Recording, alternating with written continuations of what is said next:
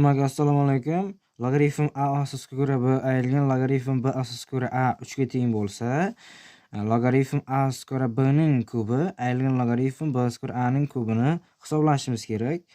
Xo'p, buni ko'p formulalarcha yoyishim kerak.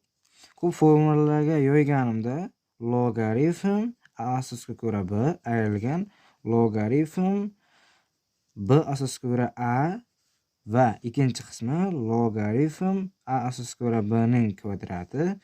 Bu qarama-qarshi sonlar ko'paytmasi plus 1 plus logaritm b asosiga ko'ra a ning kvadrati bo'lib qoladi. Xo'p, bu narsa misolimiz boshida 3 ga teng, 3 keladi, 3 ko'paygan. Buning 8-formula bo'yicha yo'yaman, faqat shu formulani minus bo'yicha yo'yaman.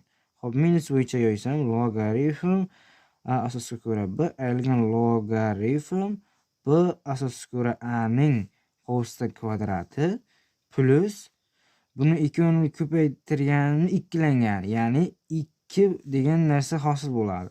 2 plus 1 qolib ketdi narixda. Xo'p, endi 3 ko'paygan. Bu narsa hozir 3 ga teng. 3 ning kvadrati plus 3 bo'lib qoladimi? Xo'p, 3 ko'paygan. 3 ning kvadrati 9. 9 ga 3 qo'shsak 12. 3 ko'paygan 12, 36 degan javob chiqadi. Xo'p, ikkinchi savolimizga keladigan bo'lsak, mana shu ifodaning eng kichik qiymatini topish kerak. Ya'ni eng kichik qiymat topish uchun kvadrat shakliga keltirib olish kerak. Buni ikkita a kvadrat qo'shilgan a kvadrat deb olsam bo'ladi. A kvadrat qo'shilgan a kvadrat minus 2a b plus b kvadrat minus 2a 2 ni 1 plus 1 qilib olaman.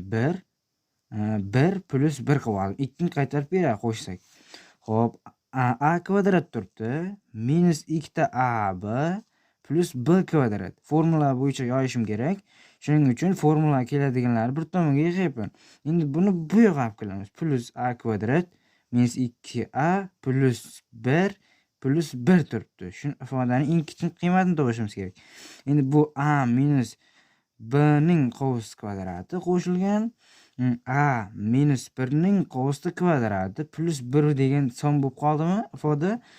Endi mana shu ifoda har doim to'la kvadrat eng kichigi 0 chiqara oladi. Bu ham eng kichigi 0 chiqara oladi va eng kichiklar 0 chiqarsa 1 degan ifodaning eng kichik qiymati 1 degan